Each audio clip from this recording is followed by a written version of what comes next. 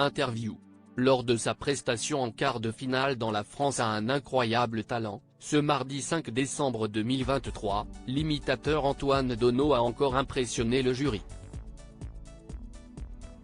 Pour Télé Loisirs, le Belge de 35 ans revient en exclusivité sur sa performance. Ce mardi 5 décembre 2023, M6 diffusait le premier des 2 épisodes consacrés au quart de finale de la 18e saison de La France a un incroyable talent.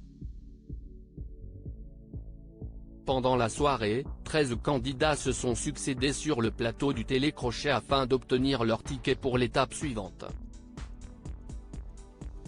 Pour cela, ils ont proposé une seconde performance à Éric Antoine, Hélène Ségara, Marianne James et Sugar Sammy, les 4 jurés de l'émission, exceptionnellement accompagnés de l'humoriste Jérémy Ferrari.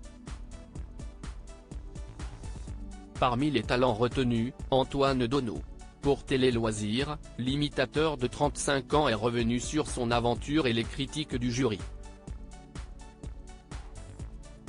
On risquait de ne pas entendre toutes les voix. Antoine Dono, le FOI, évoque son idée de départ pour les quarts de finale Télé Loisirs. Dans quel état d'esprit étiez-vous avant de vous présenter en quart de finale?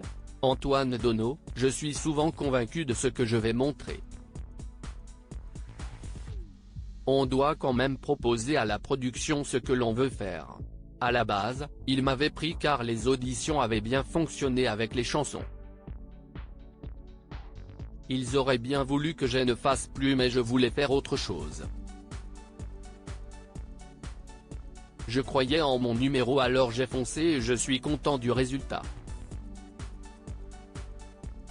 Comment avez-vous construit ce deuxième passage? Au départ, j'avais envie de faire un zapping en donnant la télécommande à Sugar Sammy. Ainsi, il aurait pu zapper quand il le voulait pour que je passe d'un personnage à un autre.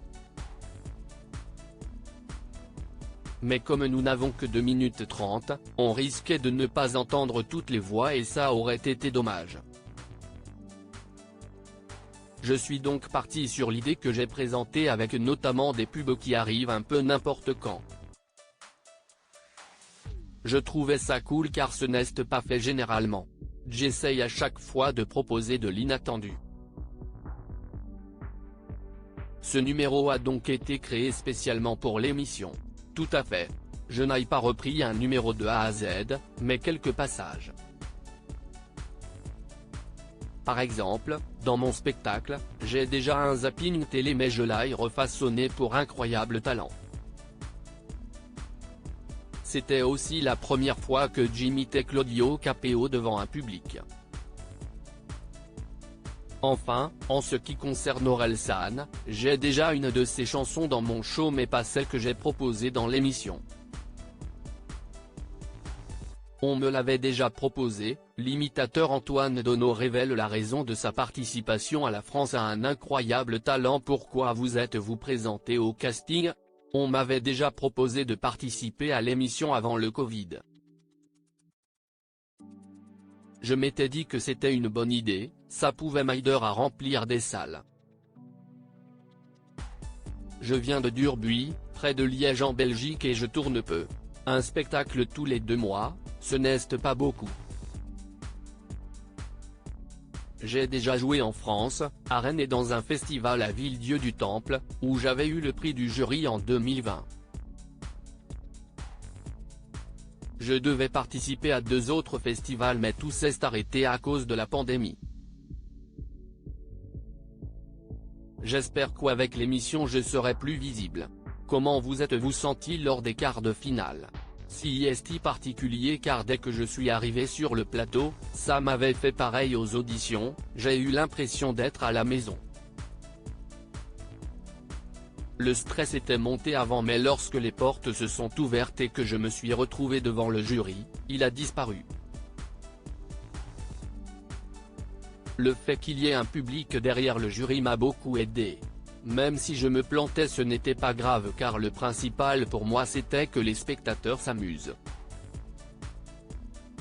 Les 4 membres du jury ont été dithyrambiques vis-à-vis de votre prestation.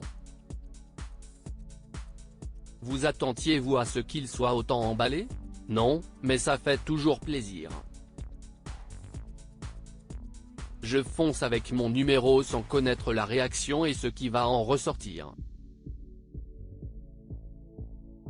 Je fais du mieux que je peux et le reste ne dépend pas de moi. Si est toujours la surprise de voir autant d'entrain de la part du jury. C'était vraiment super. Ce n'est pas évident, l'imitateur Antoine Dono, la France a un incroyable talent, évoque les critiques de Jérémy Ferrari. Quel commentaire vous a particulièrement touché? J'ai eu une affinité particulière avec Éric Antoine sur le plateau. Je ne le connais pas mais c'était un peu comme mon point de référence. Il comprenait où j'allais et mon délire. Aux auditions, il m'avait dit que j'étais le seul de cette saison qui pouvait faire carrière. Ça m'avait énormément motivé. Et au deuxième passage, d'entendre autant d'éloges, ça m'aide à me dépasser pour la demi-finale. Jérémy Ferrari, le jury invité, a été plus exigeant sur ce qu'il attendait de votre prestation. Qu'avez-vous pensé de ces critiques? Je voyais où il voulait en venir. Le zapping télé a déjà été fait par beaucoup d'imitateurs. Pour autant, je n'étais pas d'accord avec lui quand il disait qu'il voulait que je raconte une histoire. En 2 minutes 30, ce n'est pas évident. Je trouvais que j'avais proposé quelque chose de différent. Je ne pense pas qu'il soit fan des imitateurs. J'ai tout de même pris en compte que ce qu'il m'a dit pour préparer la demi-finale.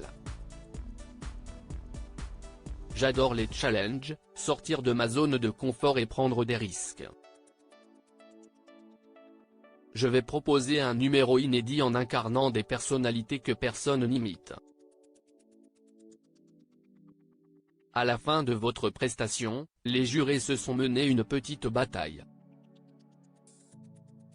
On ne voyait pas trop votre réaction à l'écran. Comment étiez-vous face à cette scène? Je me demandais qui allait gagner, il rit, j'ai fait mine de partir et de quitter le plateau. Je ne savais pas trop comment réagir. Leurs arguments étaient tout justes. J'espérais simplement que Jérémy Ferrari ne vote pas pour la décision finale. En sortant du plateau, j'ai posé la question à la production qui m'a rassuré en me disant qu'il ne faisait pas partie de la délibération. Il rit, j'appréhendais énormément. Je suis le seul imitateur cette saison donc je me disais que ça pouvait m'aider. J'avais quand même un doute car rien n'est jamais sûr. Tous les talents en quart de finale sont excellents.